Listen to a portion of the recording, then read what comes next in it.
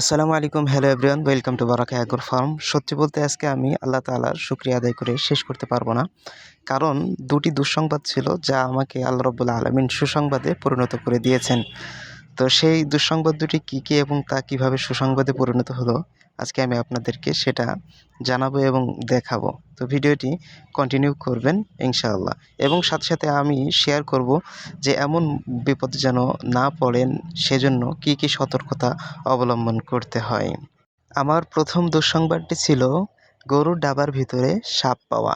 আজকে গরুর ডাবা যখন সাফ করছিলাম, অর্থাৎ যেখানে গরুকে ঘাস দেওয়া হয়, সাফ করার সময় ওর ভিতরে যে পানি ছিল বাড়তি, সে পানিটুকু ফেলতে গিয়ে দেখি যে তার ভিতরে একটি সাপ মরে পড়ে আছে।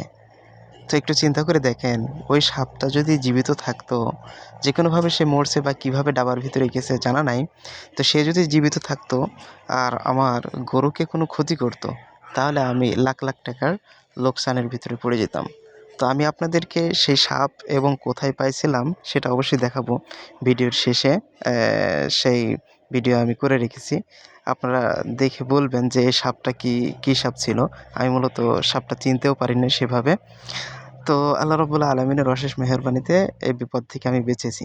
তো অবশ্যই আপনারা ছাগল, গরু বা যেকোনো পশুকে ঘাস বা যেকোনো খাবার দেওয়ার ক্ষেত্রে একটু সতর্কতা অবলম্বন করবেন। দেখে নিবেন যাতে করে ঘাসের ভিতরে কোনো এমন বিষাক্ত পোকামাকড়, সাপ ইত্যাদি যেন না থাকে। এর জন্য ১ম এই ঘাস তুলতে গিয়ে সতর্কতা, এবং ঘাস যেই স্থানে রাখবেন সেই স্থানটা অবশ্যই পরিষ্কার পরিচ্ছন্ন এবং খোলামেলা যেন হয়, যাতে করে ওখানে কোনো পোকামাকড়ের আশ্রয় নেওয়ার মতো অবস্থান না থাকে, এটা অবশ্যই খেয়াল করবেন। এবং ঘাস দেওয়ার সময়ও খেয়াল রাখবেন যে কোনো পোকামাকড় ঘাসের সাথে যাচ্ছে কিনা। এতে প্রথমত কিন্তু আমার আপনারই ক্ষতি হবে, কারণ গরুর ডাবায় পৌঁছানোর পূর্বে কিন্তু আমরা ঘাসের কাছে পৌঁছাই। আর ঘাসের ভিতরে সাপ থাকলে তাহলে আমরাই সাপের কাছে প্রথমে গেলাম। তাহলে প্রথমে আমাদেরই ক্ষতি হওয়ার সম্ভাবনা আছে। তো আমরা নিজেরাও বাঁচবো, নিজের পশুগুলাকেও বাঁচাবো। আর দ্বিতীয় দুঃসংবাদ ছিল, আমি আজকে দুপুর থেকেই আমার রাজাহাঁসটা খুঁজে পাচ্ছিলাম না। ৩ টা রাজাহাঁস আমার বাড়ি ফিরে এসেছিল, আর একটি আসেনি। তো আমি হয়রান ছিলাম। আমি ভাবলাম হয়তোবা রাজাহাঁসটি কোনো কুকুরে অথবা শিয়ালে যেকোনোভাবেই এটা হারিয়ে গেছে, অথবা খেয়ে ফেলেছে, অথবা কেউ চুরি করেছে। কিন্তু শেষমেশ এই দুঃসংবাদটাও আলহামদুলিল্লাহ সুসংবাদে পরিণত হলো।